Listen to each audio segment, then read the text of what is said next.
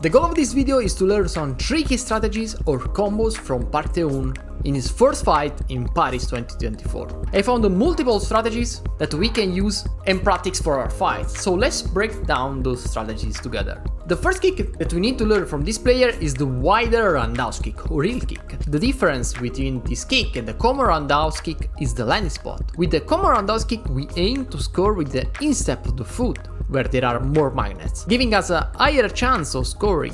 However, a larger striking area also means that your opponent can easily block your kicks. Instead, with this sort of crescent kick, we strike with the heel of the foot, and that's a smaller area compared to the instep.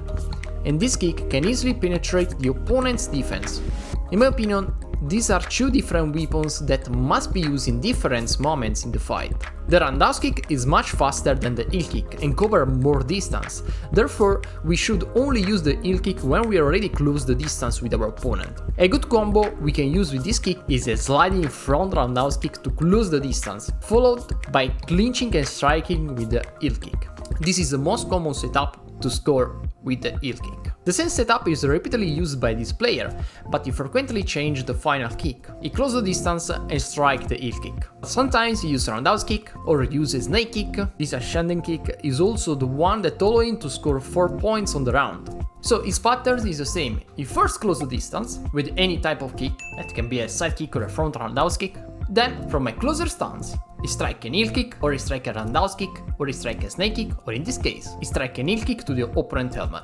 Instead of allowing the opponent to strike his armor with the side kick, as happened in the previous round, he shows how to block the opponent's leg. Unlike other athletes who just lift their leg, he's much more aggressive, and instead of just blocking, he pushes the opponent's leg away. So, with a no kick movement, he blocks the opponent's action and creates an opportunity to strike back. Every of those actions seems easy to perform, but they seem easy because you master them. And if you're going to perform also those type of blocks or kicks, you're probably going to harm your opponent or harm yourself. So for every of those techniques you have to work a lot, or you're not going to perform effectively in a real tournament. How he was able to execute a double spinning kick.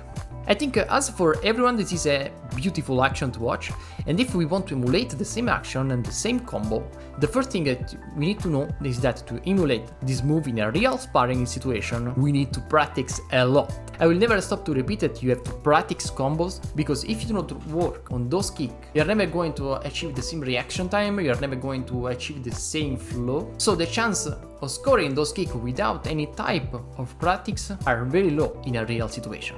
And I advise you to practice the combo that you like in your Toyang and when you have some spare time at home. Also, if you didn't warm up, it's not a problem when you have some 5 minutes, just practice, but without pushing with your full strength, so you're not going to stress your legs too much, you're just going to play with your muscle memory. And this is the way to improve the chance to successfully land this type of kicks. Second requirement that we need to learn to achieve this type of counter is to read the opponent's pattern. Once you understand when your opponent is going to throw a side kick, you can seize the opportunity to execute this combo. It's of course an effective combo, because the first kick can balance your opponent, and the second kick is going to score. And maybe if you're lucky, you're going to score both kicks and you're going to take 2 bonus points. The combination that we can perform can be a spinning back kick, that's the most common kick, but spinning back kick can be a little problem. We might push too much our opponent, so if we unbalance too much our opponent, we are not going to strike the second kick. So it's much better to use a sort of spinning hook kick on the armor instead of a spinning back kick. And then we are going to strike the second spinning hook kick to the helmet. And this combo can be used as a counter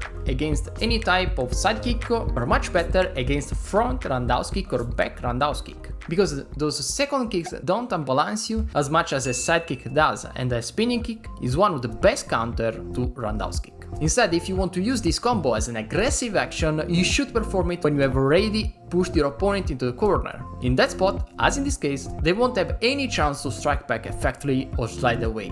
And if they slide back or jump back, you still earn a bonus point for the penalty, so it's a win-win for you. The last 2 points weren't the same as the previous one, but still we can learn a lot. What we want to take from this action is the fake roundhouse kick that transitions into an inner kick. This is the perfect kick to score easily in clean situations, so we can fake a kick, but remember that you can't lift your leg. You must be very fast, or in other case, this action is a penalty if you lift your knee without kicking. So you have to step in instead of lifting in the knee, like he did. Yes, you can learn the same sequence, and first we need a kick to push the opponent in the corner. It can be a side kick or front roundhouse kick, any type of kick that press the opponent. It can be also a tornado kick. Then we strike a fake roundhouse kick, so it's an inner step, and we are going to transition this movement in an inner kick. And also, thanks to the rotation, we are going to strike even a stronger and faster inner kick. And finally, we can close the action by switching our legs and striking a roundhouse kick, and we can aim on the back of the armor like he did, or we can also strike the opponent helmet, or we can also make some tricky kick and we are going to strike a spinning back kick with the goal to push also our opponent out to the tatami. If you want to improve your Taekwondo, if you want to make some extra cash with your social media, or you have a business and you want to discover some valuable strategy to increase your clients, click the subscribe and join button to get monthly Taekwondo and marketing course for just €1.